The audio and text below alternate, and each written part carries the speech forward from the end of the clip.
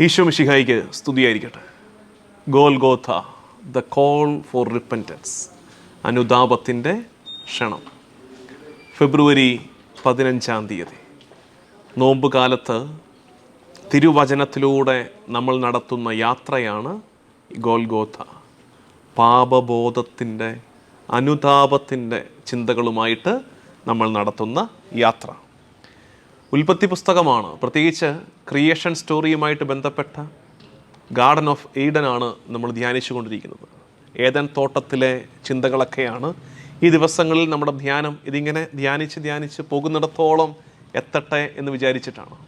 ഇന്ന് നമ്മൾ ചിന്തിക്കുന്ന കാര്യം അറിയാമോ? ദൈവം ഇറങ്ങി വന്നിട്ട് ആദത്തോട് ചോദിക്കുന്നൊരു ചോദ്യമുണ്ട്. അത് ഉൽപ്പത്തി 3:11 തിന്നരുതെന്ന് ഞാൻ കൽപ്പിച്ച വൃക്ഷത്തിൻ്റെ പഴം നീ തിന്നോ? തിന്നരുതെന്ന് ഞാൻ കൽപ്പിച്ച വൃക്ഷത്തിൻ്റെ പഴം നീ തിന്നോ? ആദത്തിൻ്റെ ഉത്തരം either the answer must be yes or no. ഒന്നുകിൽ പറയണം യെസ് കർത്താവേ പറ്റിപ്പോയി, തിന്നുപോയി, അല്ലെങ്കിൽ ചുമ്മാ സ്ട്രെയിറ്റ് അവേ കള്ളം പറയണം, നോ ഞാനും കഴിച്ചിട്ടില്ല. അതെന്താ പറഞ്ഞേ? നീ എനിക്ക് കൂട്ടായി തന്ന സ്ത്രീ. ചോദ്യം പാസ് ചെയ്യുകയാണ്. ഹൗവ, നീ തിന്നോടി? The same type of question, yes or no. The answer must be either yes or no. ഒന്നുകിൽ യെസ് അല്ലെങ്കിൽ നോ. സർപ്പം, ഹൗവ പറഞ്ഞു കളഞ്ഞു. സർപ്പം എന്താ സംഭവം എന്നറിയാം? ഞാൻ വെറുതെ ചിന്തിക്കാറുണ്ട്. ആദവും ഹൗവയും കർത്താവിൻ്റെ അടുത്തോട്ട് നോക്കിയിട്ടേ, കർത്താവെ പറ്റിപ്പോയി, തിന്നുപോയി എന്ന് പറഞ്ഞിരുന്നെങ്കിൽ ചരിത്രം ആകത്തില്ലായിരുന്നു. ഒരു വേള കർത്താവിനെ നോക്കിയിട്ട് പാപം ഏറ്റു പറയാൻ നമുക്ക് കഴിയണം. പാപത്തെ, ചെയ്തു പോയ പാപത്തെ നിഷേധിച്ചു പറയുന്നതിൽ അർത്ഥമില്ല. അതിനെ ഏറ്റു പറയണം. കർത്താവെ തെറ്റിപ്പോയി. കർത്താവ് അത്രമേൽ കരുണാമയനാണ്. പറ്റിപ്പോയെന്നൊന്ന് ഏറ്റു പറയുന്നിടത്ത് കരുണ ഒഴുകാൻ തുടങ്ങും. അതുകൊണ്ട് ഇന്നത്തെ ഗോൽഗോഥായിലെ ചിന്ത, കർത്താവിൻ്റെ മുമ്പിൽ നമുക്ക് മറച്ചു പിടിക്കാനൊന്നുമില്ല. ഇന്നലെ നമ്മൾ ചിന്തിച്ചതല്ലേ, കർത്താവ് കാണാത്തതായിട്ട് എന്താ ഉള്ളത്? പിന്നെ അനുതാപത്തിൻ്റെ ഒരു ഏറ്റുപറച്ചിലാണ് പ്രധാനപ്പെട്ടത്. അത് 1-2 വചനഭാഗം അതിന് സഹായകമാകുന്നത് ഞാൻ പറയാം. ഒന്ന് യോഹന്നാൻ ശ്ലീഹയുടെ 1-ാം ലേഖനം 1-ാം അധ്യായം 9-10 വാക്യങ്ങൾ. 1 യോഹന്നാൻ 1-ാം അധ്യായം 9-10 വാക്യങ്ങൾ ഇങ്ങനെയാണ്.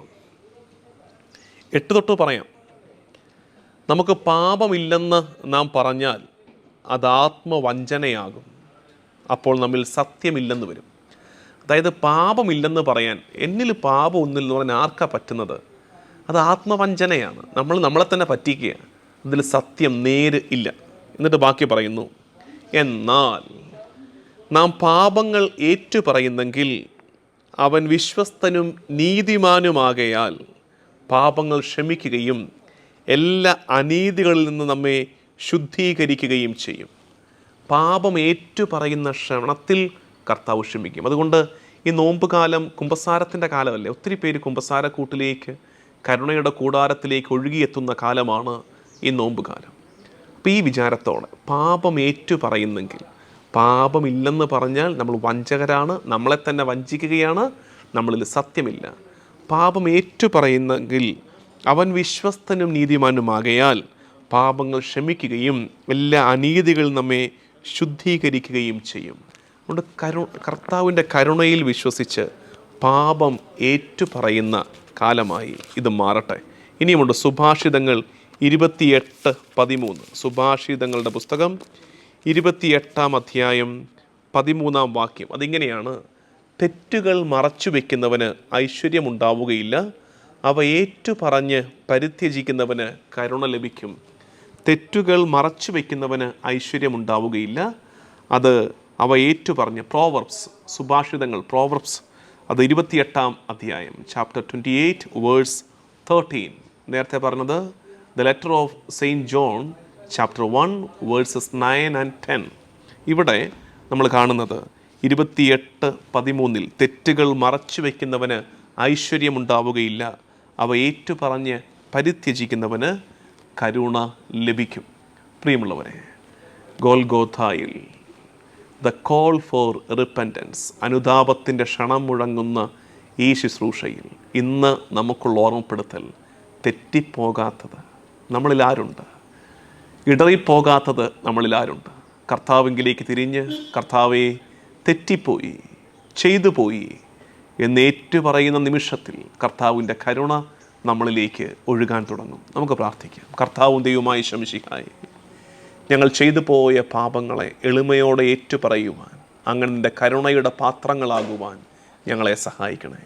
കർത്താവ് ശംസിഹായുടെ കൃപയും പിതാവായ ദൈവത്തിൻ്റെ സ്നേഹവും പരിശുദ്ധാത്മാവിൻ്റെ സഹവാസവും എന്നും എല്ലാ കാലവും കൂടെ ഉണ്ടായിരിക്കട്ടെ, ഇപ്പോഴും എപ്പോഴും എന്നേക്കും. ആമേൻ.